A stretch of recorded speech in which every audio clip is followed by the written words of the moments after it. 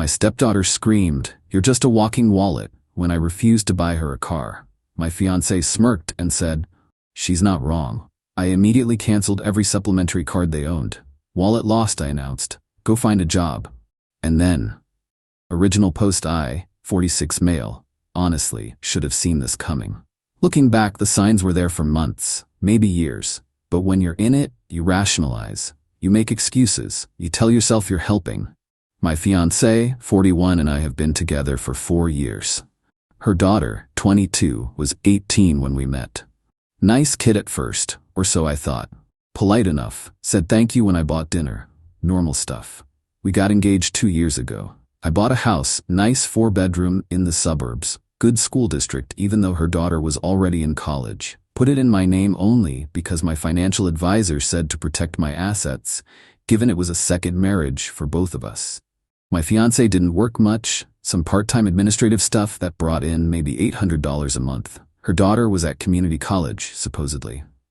Here's where I screwed up. I wanted to be the good guy, the supportive stepdad-to-be.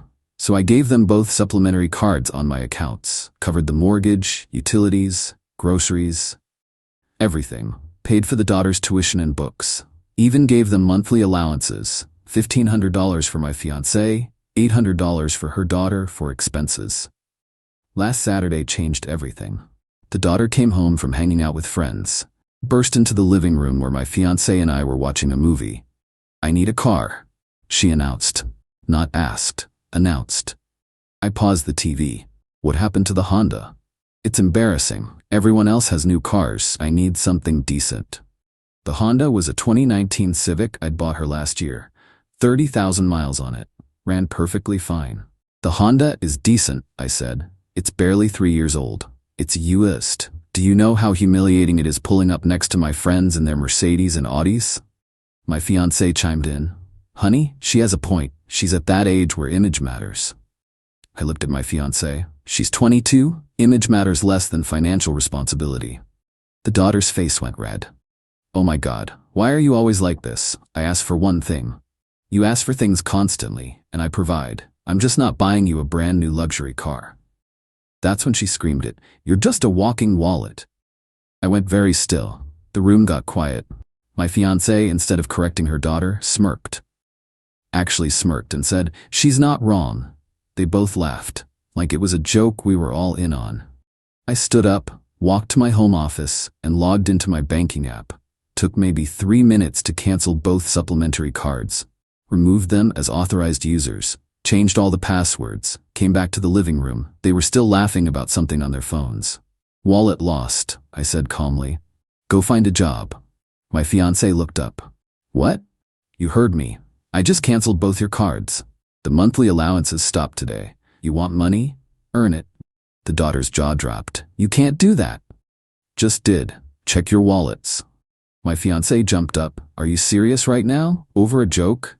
Didn't sound like a joke. Sounded like exactly how you both see me. So congratulations, the wallet is closed. I went to bed in the guest room that night. Locked the door. Didn't sleep much. The next morning, I heard the daughter screaming about her card being declined at Starbucks. Then my fiancé's voice, shrill and angry, demanding I fix this right now. I didn't engage. Made coffee, sat in my office, started documenting everything for the inevitable legal mess ahead. Update 1. 5 days later, the entitlement has reached absolutely insane levels. Day 1 after canceling the cards, my fiancé tried every tactic. First came the tears and apologies. "We were just joking. You're so sensitive. Can't you take a little teasing?" I told her, "If that's how you see me after 4 years, we have nothing to build a marriage on."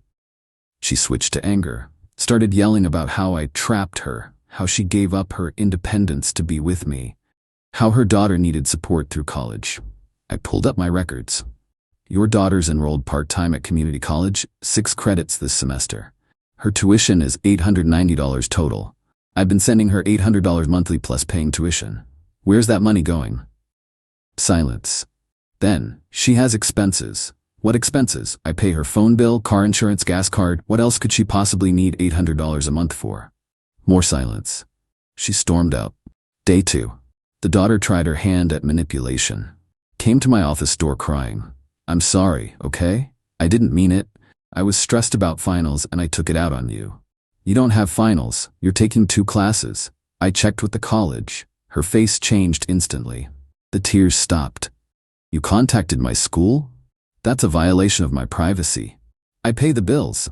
I'm allowed to verify enrollment. Turns out you've been part-time for 3 semesters, while I've been paying for full-time. College is hard. I needed to ease in. That's fine, but you lied about it, and you've been pocketing the difference in the tuition money I've been sending you. She didn't even deny it, just said, so what? You have plenty of money. I told her she had until the end of the month to find somewhere else to live. Day 3. My fiancé tried a different approach. Showed up in lingerie, tried to seduce me. When that didn't work, she tried to negotiate. What if we go to counseling? Work through this together. There's nothing to work through. You both showed me who you are. But the wedding is in 8 months. We've sent deposits. I'll eat those costs. Better than a lifetime of being someone's ATM. She started crying again, real tears this time. Where am I supposed to go? I can't afford an apartment on $800 a month.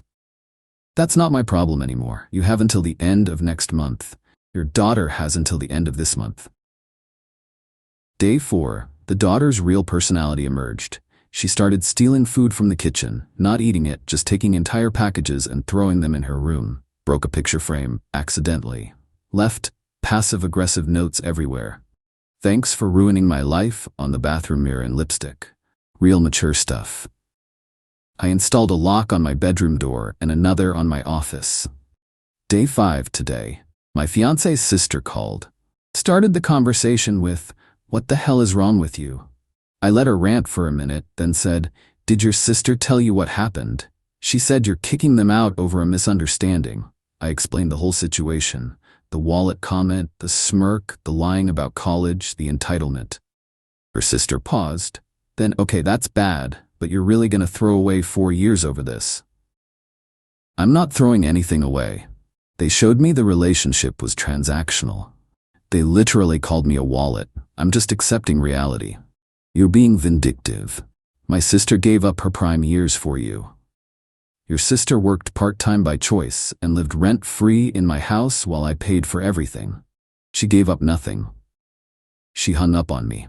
But here's where it gets interesting. I got a call from my fiancé's ex-husband yesterday. He asked if we could meet for coffee. We met this morning. He's remarried, seems like a normal guy. We talked for 2 hours. Turns out, this is a pattern. His exact words, she did the same thing to me. Sweet at first, then entitled. Her daughter learned it from her. By the end of our marriage, I was just a paycheck. I'm glad you figured it out before you married her.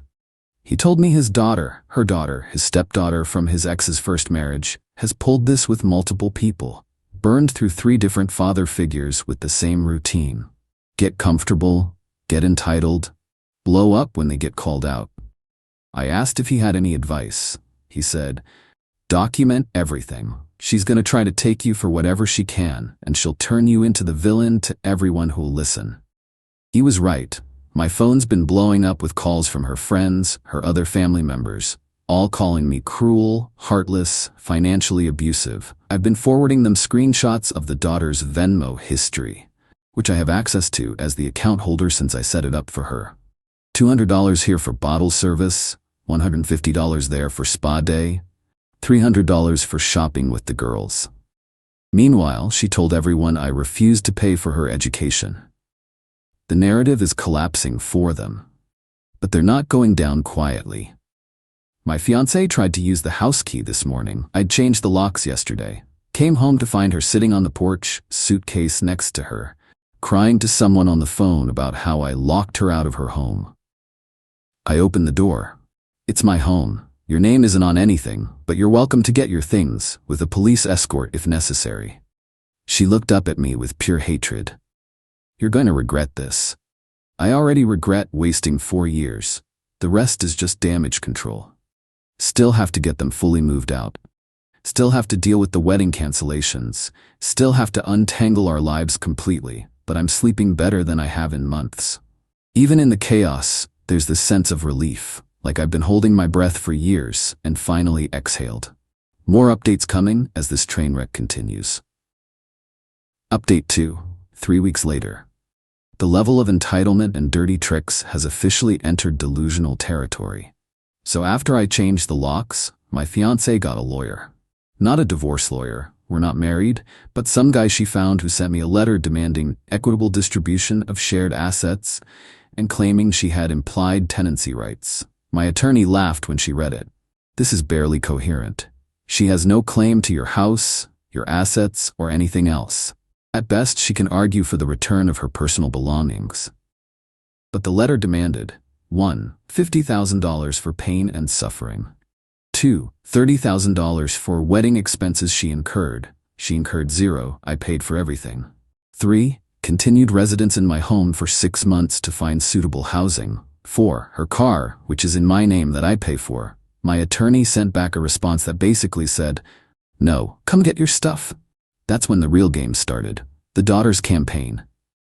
She started a whole thing on social media about financial abuse and narcissistic stepparents. Never mentioned my name, but posted our house, my car, enough details that people could figure it out. Her comments were flooded with support. "You deserve better. He's toxic." The usual internet outrage. What she didn't expect, I have receipts. Every Venmo payment, every tuition statement showing part-time enrollment, every credit card statement showing the school supplies were actually clothes and bar tabs. I didn't post them publicly, but I did send them to 3 of her friends who'd been particularly nasty in my DMs. Haven't heard from them since. The property situation. My fiancé refused to move out, just refused, said I'd have to evict her legally, and that would take months. My attorney filed for a restraining order based on her increasingly erratic behavior, which I'll get to. Got a temporary order. She had 72 hours to collect her belongings and leave. She showed up with a moving truck and her sister. They tried to take everything. The TV, the couch, the dining table, appliances. Her sister literally unplugged my microwave and started carrying it out. I had a police officer there supervising, per my attorney's advice. He stopped them. "Only her personal belongings, ladies." My fiancé started screaming, "I lived here. I decorated. This is half mine." The officer looked at the paperwork. "Ma'am, the house is in his name only. You have no legal claim to his property. This is robbery. He's stealing from me." The officer was losing patience. "Ma'am, calm down or I'll have to ask you to leave immediately." They took her clothes, some furniture from her bedroom that I'd agreed she could have, and personal items. The whole time, she was sobbing and wailing about everything she sacrificed. Her daughter showed up near the end. Took one look at the situation and said to me, "You know what? I hope you die alone." I didn't react. Just watched her take her stuff and leave. The financial discovery. Here's where it got interesting. After they left, I did a deep dive on the finances. Found some things that made my blood boil. Remember those monthly allowances? My fiancé had been pulling cash advances on the supplementary card before I canceled it. $5,000 total over 6 months. Just cash. No paper trail of what she spent it on. The daughter had been using her card to buy gift cards at grocery stores, then reselling them online for cash. Probably $3,000 worth. Together, they'd been running a side hustle on my dime. I documented everything and sent it to my attorney. She said, "This is fraud. You could press charges." I'm considering it. The dirty tricks intensified. My fiancé started calling my employer, left messages with HR claiming I was unstable and needed help. Tried to say I'd threatened her. HR called me in. I brought my attorney, who presented the timeline, the canceled engagement, the eviction, the restraining order, plus recordings, legal in my state with one-party consent, of some of my fiancé's more unhinged voicemails. HR cleared me immediately and flagged her number. She tried calling my mother next, told her I'd abandoned her and her daughter, that I'd promised to take care of them and was now ruining their lives. My mother, bless her, said, "My son doesn't owe you anything. You should have thought about that before treating him like an ATM." Then hung up. The daughter's escalation. She tried to file a police report claiming I'd stolen her car. The car that's registered in my name, that I make payments on, that I insure. The police called me. I explained the situation, sent them the registration and insurance documents. They called her back and told her it's not her car. She apparently screamed at them about unfair laws and deadbeat stepparents. She also tried to break into the house one night. My new security cameras caught her trying windows and doors at 2 a.m. Filed a police report. They issued her a warning.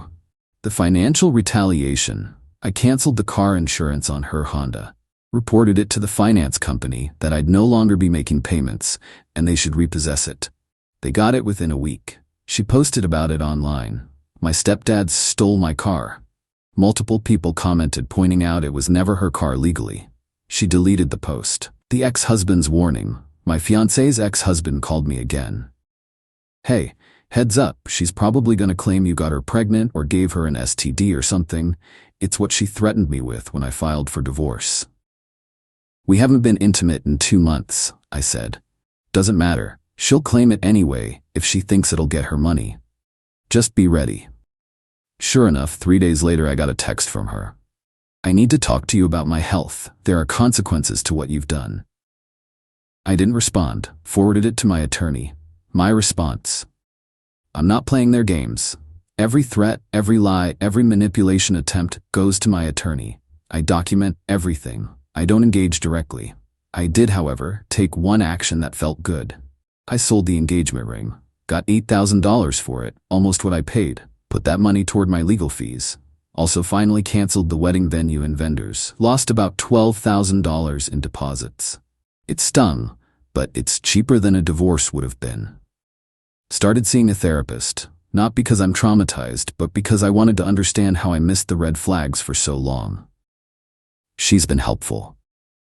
Where we stand now, my fiancé is living with her sister in a 2-bedroom apartment. The daughter is apparently couch surfing with friends. Neither one has contacted me, except through attorneys. My attorney sent a final letter demanding they cease all contact, all social media posts about me, and all attempts to contact my employer or family. Threatened harassment charges if they continue. It's been quiet for 3 days, suspiciously quiet. My attorney says that's usually when they're planning something. So I wait. The house feels empty but peaceful. I've been redecorating slowly, donated the furniture she picked out, bought new stuff, making it mine again. Friends ask if I'm okay. Honestly, I'm furious at myself for wasting 4 years, but I'm also relieved. This could have been my entire life. Final update, 2 months later. It's over. Well, as over as these things get. The legal finale. My attorney sent the cease and desist letter, and for a while it was quiet. Too quiet. Turns out they were trying one last play. My ex-fiancée filed a claim in civil court for unjust enrichment, claiming she'd provided domestic services worth $80,000 over 4 years and deserved compensation. Her attorney argued she'd been a homemaker who sacrificed her career to support me and should be compensated for her labor. My attorney tore it apart. Presented evidence that she worked part-time by choice, not because I asked her to quit. I paid for all household expenses, her car, insurance, phone, everything. She received one $1,500 monthly allowance for 4 years, $72,000 total. Her domestic services consisted of occasionally cooking dinner and decorating. The judge was not impressed, dismissed the case, ordered her to pay my legal fees, $4,500. She stormed out of the courtroom yelling about corrupt judges and male privilege. Outside, her attorney literally quit. Told her he couldn't represent someone who wouldn't accept reality. The daughter's downfall. Without my financial support, reality hit her hard. She dropped out of community college completely. Couldn't afford even the part-time tuition. Lost her job at a retail store after 2 weeks because, according to a mutual acquaintance, she spent more time on her phone than working. Her friend group distanced themselves after she tried to borrow money from multiple people and never paid anyone back. Last I heard through the grapevine, she's working fast food and still living with various friends, burning bridges everywhere she goes. The pattern her stepfather warned me about? It's playing out exactly as he predicted. She'll find another mark eventually. There's always someone. My ex-fiancé's reality check. After the court loss, she couldn't pay my legal fees. My attorney put a lien on her car, the one in her name that she'd owned before we met. She had to sell it to pay the judgment. Now she's taking the bus. Her sister, who'd been letting her stay rent-free, finally gave her a deadline. Apparently, my ex-fiancé had been just as entitled there, not contributing to groceries, leaving messes, expecting her sister to chauffeur her around. Her sister posted on social media, I saw via a mutual friend. Sometimes you learn family isn't who you thought they were. Setting boundaries isn't cruel, it's necessary. My ex-fiancée is apparently now renting a room in a house with 4 other people. She has to work full-time at a medical billing company. The irony isn't lost on me. She's finally experiencing what she criticized me for not giving her more of. Reality. The social fallout. Some of her friends still think I'm the villain. I don't care anymore. The people who matter, my actual friends, my family, they all saw through the manipulation. My mother told me she'd never really liked my ex-fiancé. She had empty eyes, like she was always calculating. Wish she'd said something earlier, but I get it. You can't tell people who don't want to hear it. Lost a few couple friends in the split. They chose her side. That's fine, showed me they weren't real friends anyway. The expensive lessons, final tally of what this relationship cost me. $72,000 in allowances to my ex over 4 years. $38,000 plus to her daughter. Allowances, tuition, car purchase. $12,000 in lost wedding deposits. $8,500 in legal fees after recovering $4,500. Countless other expenses I didn't track. Nearly $130,000 over 4 years. For what? To be called a wallet? But here's the thing. I learned something about myself. I'd been trying to buy love. Not consciously, but that's what it was. I thought being generous made me valuable. My therapist helped me see that. Real relationships aren't transactional. The right person won't love you more because you spend more money on them. Where I am now.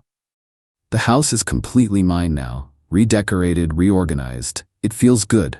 Sold some of the furniture she'd picked out and donated the money to a financial literacy nonprofit. Felt right. I'm not dating yet, not ready. But I'm okay with that. Learning to be comfortable alone is important. Work is good. Got a promotion actually. Without the constant drama and financial drain, I could focus better. Started being more careful with money. Not cheap, just conscious. Hired a financial planner to help me make better decisions. My relationship with my mother improved. We talk more now. She's been surprisingly wise through all this. As for my ex-fiancée and her daughter, I blocked them everywhere. Don't know what they're doing now. Don't care. They're not my problem anymore. The ex-husband's vindication. I had coffee with my ex-fiancée's ex-husband one last time. Thanked him for the warning. He said, I'm just glad you got out. I was in for 10 years before I saw the light. You only lost 4. He was right. Could have been so much worse. The final message. About 3 weeks ago, I got a letter in the mail. Handwritten, from my ex-fiancée. It was long, rambling. Started with, I know you probably hate me, and went on for 3 pages. The gist? She was sorry. She understood why I reacted the way I did. She'd been wrong. Her daughter had been wrong. They'd taken advantage. She'd been scared of being alone and had used me. She was working on herself, going to therapy, learning to be independent. Ended with, I don't expect forgiveness. I just wanted you to know I understand now. I read it twice. Then put it in a folder with all the other documentation from this mess. Didn't respond. What would I even say? Thanks for apologizing after costing me $130,000 in 4 years. Some things you can't fix with an apology. Maybe she has learned. Maybe therapy's helping her. Maybe she'll be better in her next relationship. But that's not my concern anymore. The real ending. There's no dramatic conclusion here. No perfect revenge. No moment where they realized what they'd lost. They lost a meal ticket. That's all I was to them. And they're managing without me the same way millions of people manage, by working and budging and living within their means. I lost $130,000 in 4 years. But I learned what I'm worth. And it's not measured in dollars. The engagement ring money went to legal fees. The wedding deposits are gone. Some furniture got donated. Life moved on. I'm 46 years old, single, living in a nice house, doing okay. It's not the life I planned, but it's honest. No one's using me. No one's taking advantage. No one's calling me a wallet. And you know what? That's enough. Could this have turned out differently? Sure. If they'd apologized immediately. If they'd shown genuine remorse instead of escalating entitlement. If they'd recognized what they had before they blew it up. But they didn't. And I'm done caring about what could have been. Moving forward is the only direction that matters now. To anyone reading this in a similar situation, trust your gut. When someone shows you they see you as an ATM, believe them the first time. It won't get better. They won't change. You're not being mean by setting boundaries. You're being sane. The wallet is closed permanently. And I'm better for it. That's all, folks. Time to actually move on instead of just talking about it.